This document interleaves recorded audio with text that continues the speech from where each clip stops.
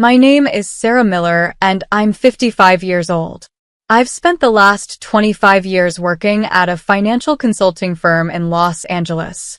This company has been my second home, and I've dedicated my life to serving our clients.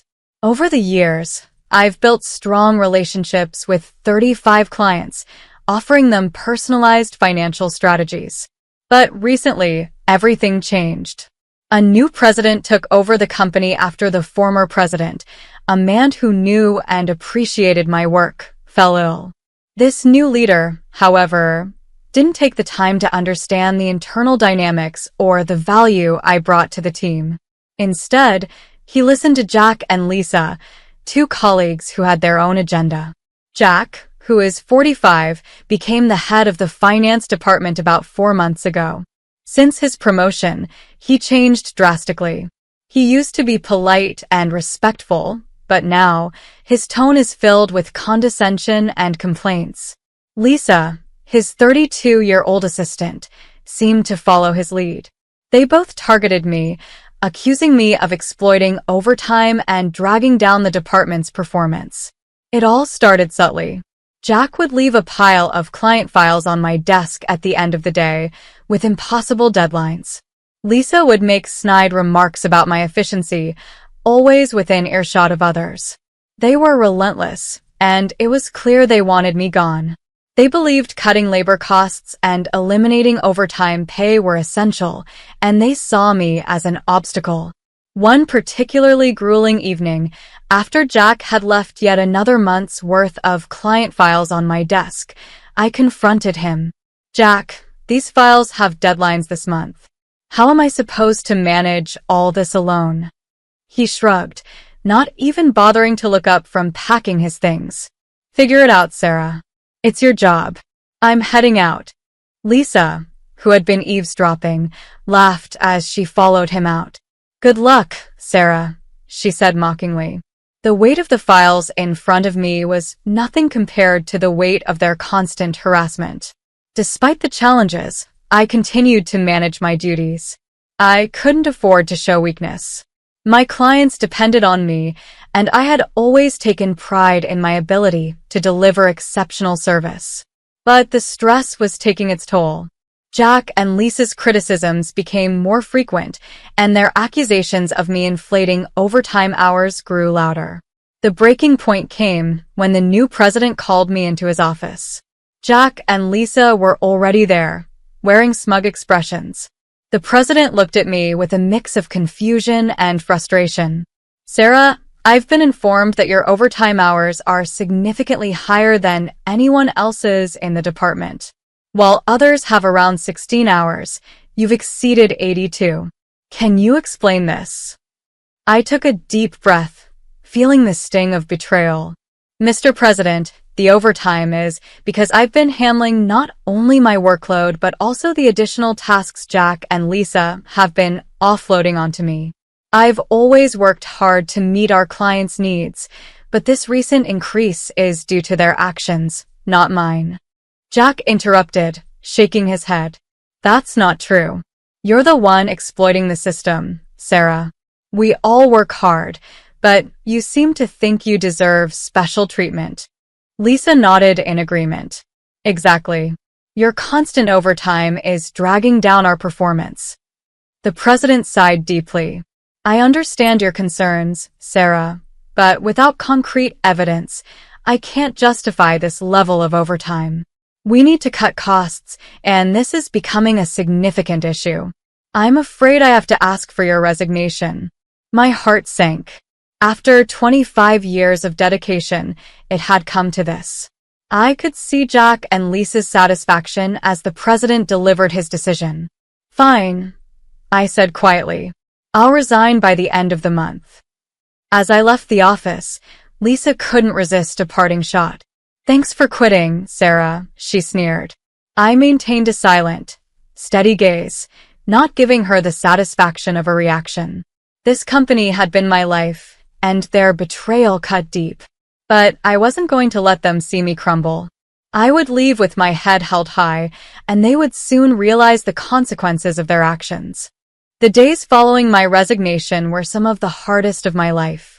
Leaving a place I had devoted 25 years to was a painful process. I spent my last days at the company tying up loose ends, creating detailed handover documents for all my 35 clients, and scheduling farewells. Many of my clients were shocked to hear of my departure, and it broke my heart to see their disappointment. Some expressed concerns about the future of their financial strategies without me. As I packed up my office on the final day, Jack and Lisa seemed unusually cheerful. Their plan had worked. They had pushed me out to cut costs and eliminate my supposed overtime exploitation. However, their celebration was premature. A week after my resignation, I finally had a moment to relax at home. I thought I had left the chaos behind, but my phone started ringing incessantly. When I saw the company's number on the screen, I hesitated. After a few moments, I reluctantly answered. "Hello, this is Sarah," I said, trying to keep my voice steady. "Sarah, this is the president. We need you to come back to the office immediately," he said, his voice strained with panic. I couldn't help but feel a bit of satisfaction. "I'm sorry, but I've already completed my resignation process," I replied calmly. "Please, Sarah. We're facing a crisis. Our clients are halting their transactions, and we don't know how to handle it. They're asking for you," he pleaded. Despite my desire to leave the company behind, I felt a sense of responsibility towards my clients. I agreed to go back, at least to see what was happening. When I arrived at the office, the atmosphere was chaotic. The once orderly environment was now filled with frantic employees and ringing phones. Jack and Lisa were waiting for me in the lobby, their faces pale and haggard. It was a stark contrast to their usual smug expressions. "What's going on?" I asked, genuinely curious. Jack glared at me, frustration evident in his eyes. "Since you left, we've been bombarded with calls to stop transactions. Not just from your clients, but from prospective companies we were planning to introduce," he said, his voice shaking. Lisa, looking equally distressed, added, "We've tried everything, but they insist on speaking with you. What did you do?" I shook my head, confused. "I haven't done anything, but I can guess why this is happening." I could see the fear in their eyes, but I wasn't going to give them the satisfaction of an explanation just yet. "Take me to the president." In the president's office, the tension was palpable. Jack and Lisa followed me in, their accusatory glares still fixed on me. The president looked up, relief washing over his face when he saw me. "Sarah, thank you for coming. Can you explain what's going on?" he asked. I took a deep breath. Our clients don't need us to manage their finances. There are plenty of firms that offer cheaper services. They stayed with us because of the personalized strategies I provided. They valued the relationship we built over the years. Jack scoffed. "That's nonsense. We have a manual for a reason. It's efficient and practical." I looked at him, my patience wearing thin. "It might be efficient for you, but our clients valued the tailored approach I provided. That's why they're leaving. They trusted me." The president sighed deeply, understanding dawning on his face. "Jack, Lisa, I've received numerous complaints about your conduct. It seems you've been offloading your work onto subordinates, inflating expense claims, and engaging in an inappropriate relationship." Jack and Lisa's faces turned white. "That's not true," Lisa protested.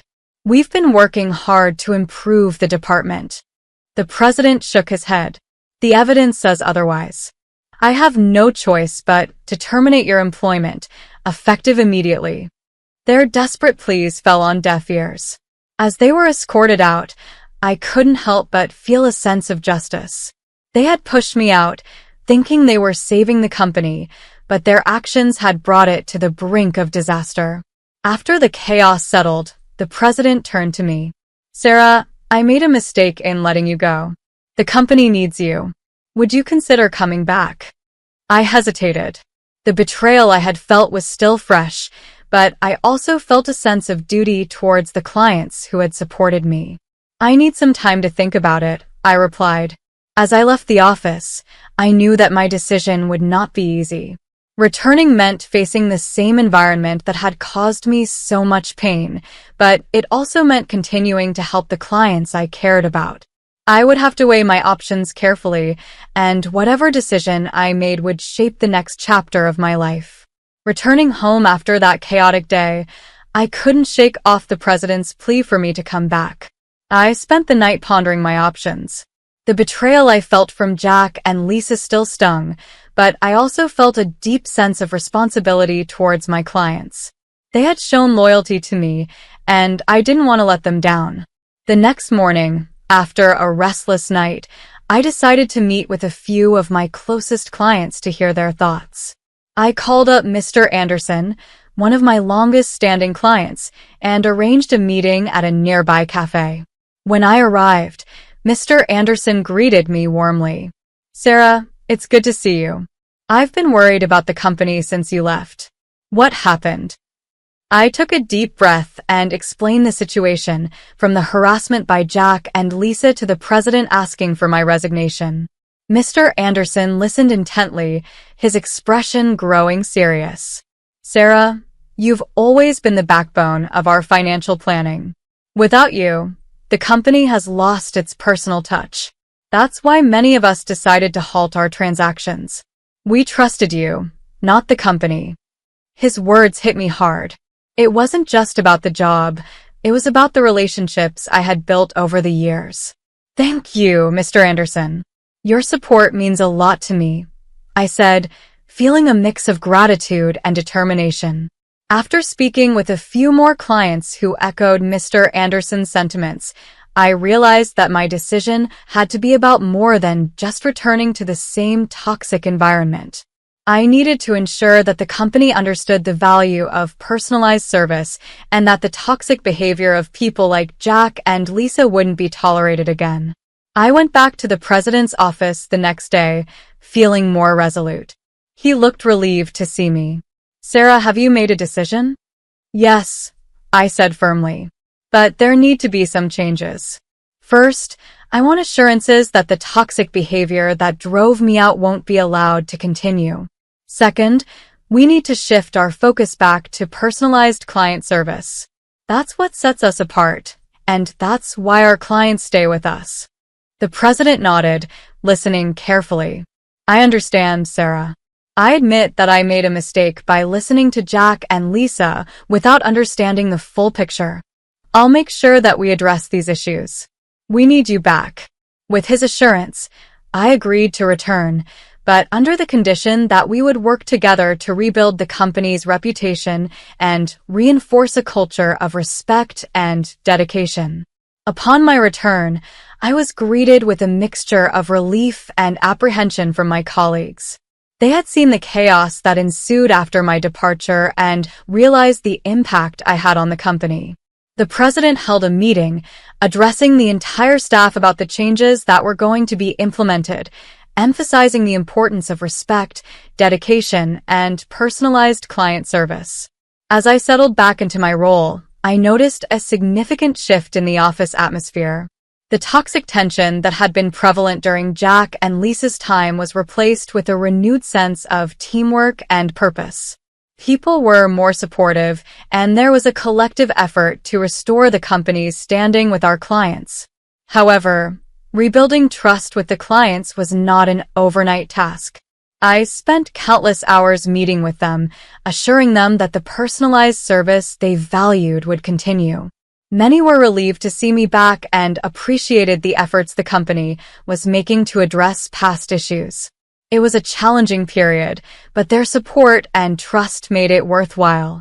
One evening, as I was wrapping up a long day, the president walked into my office. "Sarah, I wanted to thank you personally. The changes you've implemented have made a significant difference. Our clients are starting to trust us again, and the staff morale is improving." I smiled, feeling a sense of accomplishment. "Thank you. It wasn't easy, but I'm glad to see things getting better." As I looked around my office, I realized how much had changed since that first day when I announced my resignation.